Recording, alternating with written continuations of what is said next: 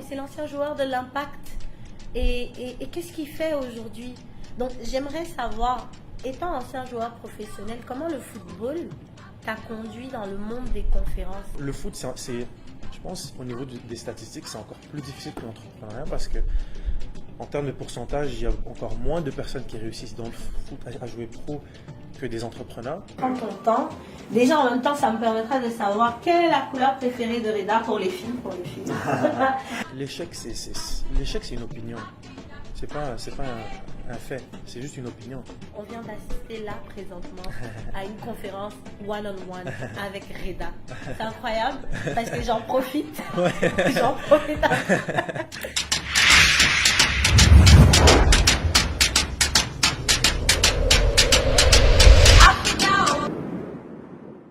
Bonjour Reda, Agouram, je prononce bien? Très très bien. Merci d'être parmi nous aujourd'hui. C'est intéressant de t'avoir là parce que ça en dit beaucoup sur toi. Il y a beaucoup de gens qui écoutent tes conférences mais qui ne savent pas vraiment ce qu'il en est. Ou encore qui se disent « Ah, mais c'est l'ancien joueur de l'Impact. Et qu'est-ce qu'il fait aujourd'hui ?» Donc j'aimerais savoir, étant ancien joueur professionnel, comment le football t'a conduit dans le monde des conférences? C'est quoi l'histoire derrière?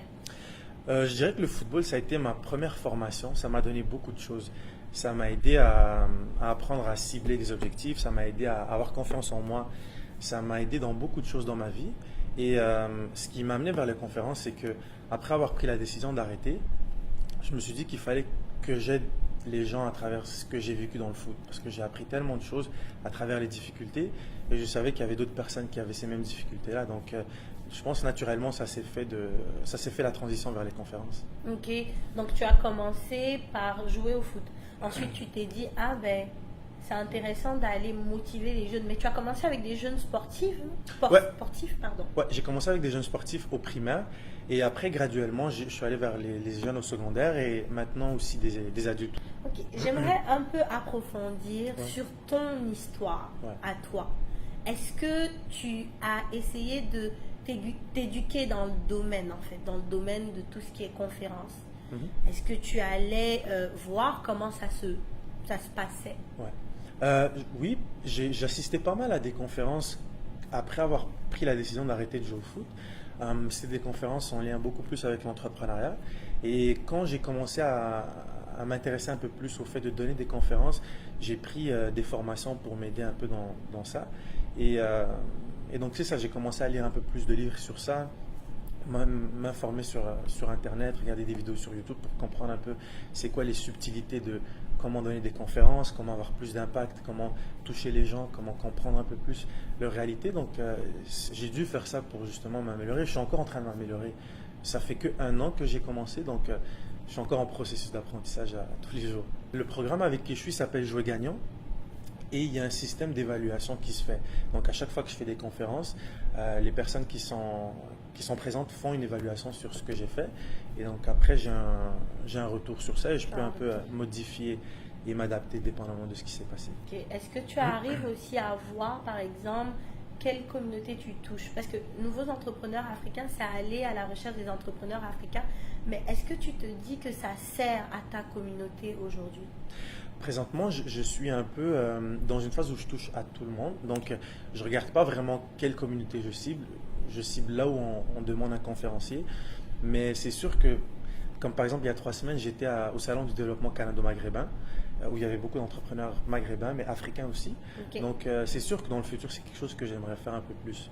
Okay. Est-ce que tu as prévu quelque chose au Maroc? Au Maroc, il y a quelque chose que je suis en train de regarder, effectivement. Je ne peux pas encore trop en parler parce que ce n'est pas coulé dans le béton, comme on dit, mais oui, c'est sûr que ce serait quelque chose d'intéressant. Il y a beaucoup de choses à faire là-bas et en Afrique en général. Et oui, ce serait quelque chose que j'aimerais beaucoup faire dans le futur. Ok, bah, en tout cas, c'est clair que tu te fais beaucoup remarquer parce que ça porte fruit ce que tu fais. Et encore une fois, je t'encourage là-dedans. Merci. J'aimerais savoir un truc. Tout à l'heure, tu me disais que tu faisais du face-à-face. C'est quoi le face-à-face dans une conférence? C'est quoi exactement?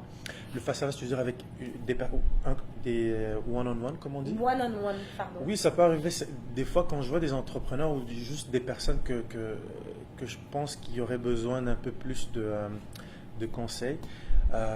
Ça peut m'arriver de leur demander s'ils veulent parler un peu en privé et de les aider sur leur réalité. Ça peut être des athlètes, ça peut être des jeunes sportifs, ça peut être des jeunes entrepreneurs qui se lancent. Si moi je faisais un one-on-one tout de suite avec toi, dis-moi, qu'est-ce que tu me dirais? Ben, je te poserai des questions sur ce que tu veux faire. Ok, donc ça commence par poser des questions. Poser des questions, c'est principalement poser des questions pour voir où est-ce que la personne elle est et te demander des questions sur qu'est-ce qui te bloque par exemple, qu'est-ce qui t'empêche de faire ce que tu veux faire. Et de là, on commence à travailler ensemble pour voir qu'est-ce qui te bloque. Donc tu apportes un suivi aussi à ces jeunes ou encore à ces personnes ordinaires que tu rencontres. Tu trouves un changement en fait aux besoins. Exactement. C'est intéressant. Et souvent ces personnes-là, ce qu'ils cherchent, c'est une comment je pourrais dire, c'est une approbation. Okay. Des fois, ils ont les réponses, ils ont toutes les réponses, mais ils ont peut-être pas nécessairement la confiance pour dire ouais c'est ça. Okay. Et des fois quelqu'un devant eux, le petit push, et des fois quelqu'un devant eux qui a une certaine expérience, qui leur dit tu as parfaitement raison, tu peux continuer sur cette voie-là. Ça peut les aider à avancer. Raconte-moi un peu ta meilleure conférence, l'une des conférences que tu n'oublierais jamais. C'était où, à quel moment, comment ça se passait? Ouais. Une des meilleures conférences, c'est sûr que chacune des conférences, elle a des particularités, mais il y en a une que j'ai fait pour la jeune chambre de commerce tunisienne. C'était cet été, et c'est la première conférence où je me suis dit ça c'est quelque chose que j'aimerais faire pour toute ma vie, parce que j'ai senti que les gens étaient vraiment touchés par le message que j'ai dit, et c'était une conférence qui m'a confirmé que je pouvais prendre ce chemin-là, parce que j'ai eu un déclic si on veut. Voilà, c'est ça que j'allais dire, tu m'as pris le mot dans la bouche. Voilà.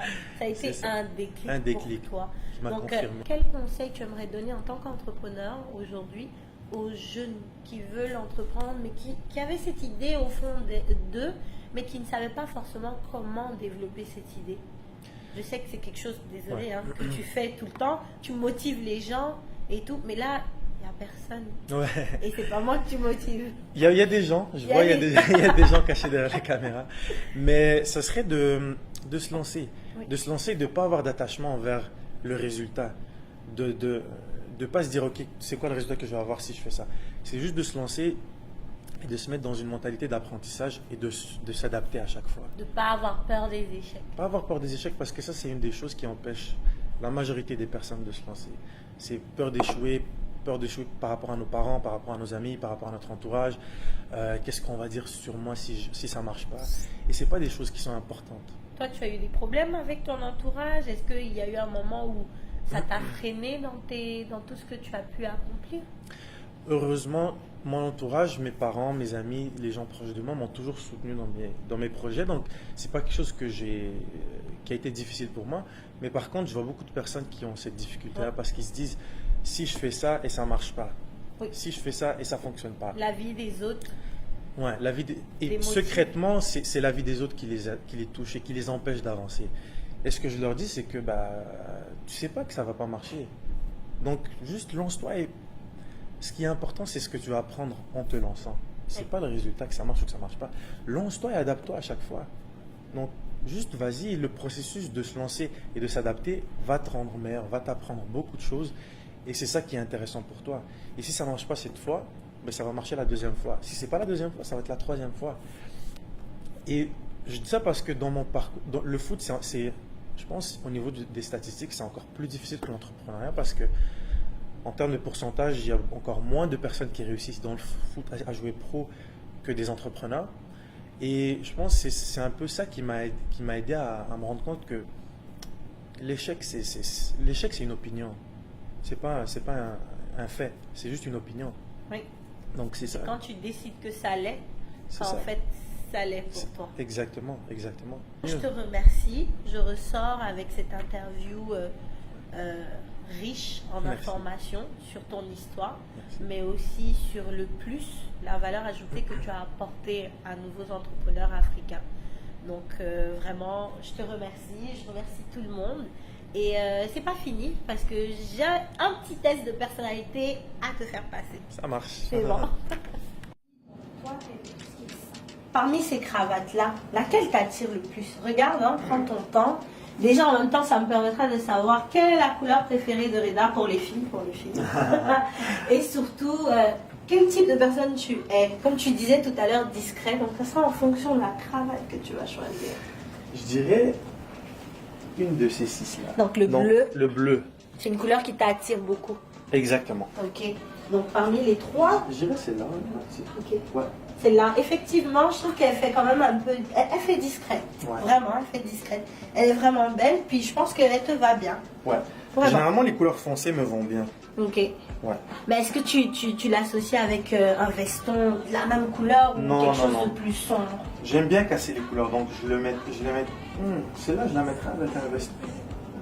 Oui, le Je dirais plus ça, pâle. le ça sent le professionnalisme en fait dans le domaine. Plus Je dirais pâle. une couleur comme ça, je l'avancerais avec une couleur plus pâle, ouais. Ok. Peut-être un veston gris. Un veston gris. Ouais. Ouais, ça montre, c'est clair que t'es discret là. C'est Ouais. c'est clair que t'es discret. je t'aurais dit.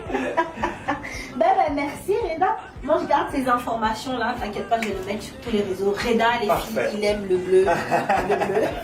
Parfait, on fait comme ça.